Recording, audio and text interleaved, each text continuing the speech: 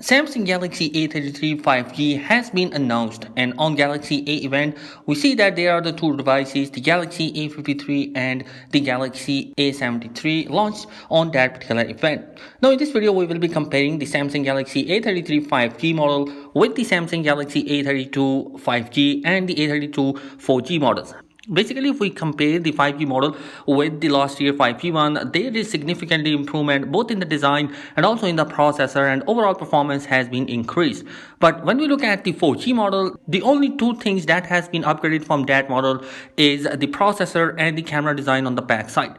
Other things are exactly same that has been available for the 4G model of the last year. Now, starting off the display of all three devices, the Samsung Galaxy A33 and the Samsung Galaxy A32 4G both have the 6.5-inch of Super AMOLED display with a 90 Hz of refresh rate. Although 90 Hz of refresh rate is also available in the 5G model of the last year A32, which also going to be coming with a V-shaped notch on the front with a 13 megapixel of a selfie camera and also 90 Hz of refresh rate.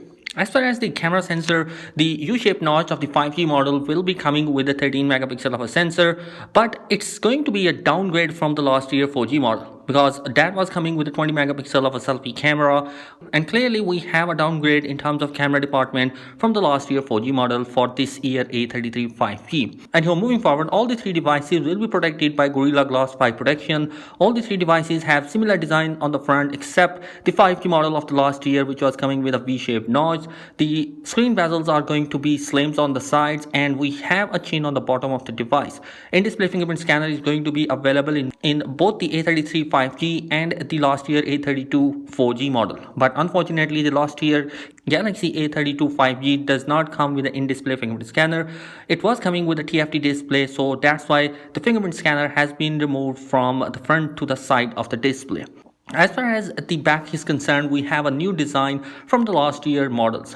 Instead of a single camera sensor on the back, we have a square camera bump just like the A53 and the A73 devices, which means that this year A series will be having a similar design of the back as compared to the last year model. Now, as far as the camera sensor are concerned, all three devices are coming with similar cameras, like 48 megapixel of a main sensor with optical image stabilization is available in all three devices. All three devices are coming with an ultra wide camera, and all three devices are going to be supported by 5 megapixel of macro shooter and a 2 megapixel of depth sensor. Now, as far as the camera sensors are concerned, they are exactly same as the last year, so definitely no improvement is made this year, except the design has been changed. Now, moving forward towards the internals, here the things are a little bit interesting.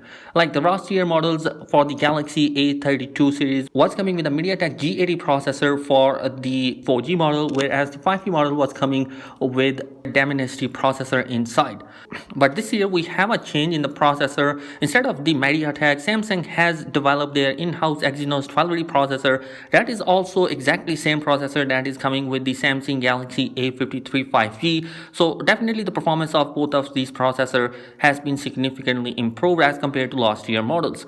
Now, talking about the battery capacity, all the three models are packed with a 5000 milliamp hour of battery capacity with a 15 watt of a charging brick supported for both the A32 5G and the A32 4G model. But this year Samsung has improved the charging capability, and now we have a 25 watt of a charging brick support for the Galaxy A33 5G, which is also a big improvement. Unfortunately, this year we don't see a charger inside the box, whereas last year models were coming with a charger inside the box. So definitely there are plus, but also there are minuses in this year models. Moving forward towards the storage options, we have 6GB and 128GB of internal storage options for all the three models. Including that, we also going to be supported by micro SD card slot, which is definitely a plus point for this year model. Unfortunately, this year we don't see the headphone jack support for the A33 5G. So guys, if you're planning to buy a phone with a better specification as compared to last year, then I definitely think that the A33 5G will be a plus point for you, and definitely go towards, because it brings big upgrade as compared to last year model. So guys, that is it in this particular video. Let me know your thoughts in the comment section below. Be sure to subscribe to the channel. Thanks for watching. Peace.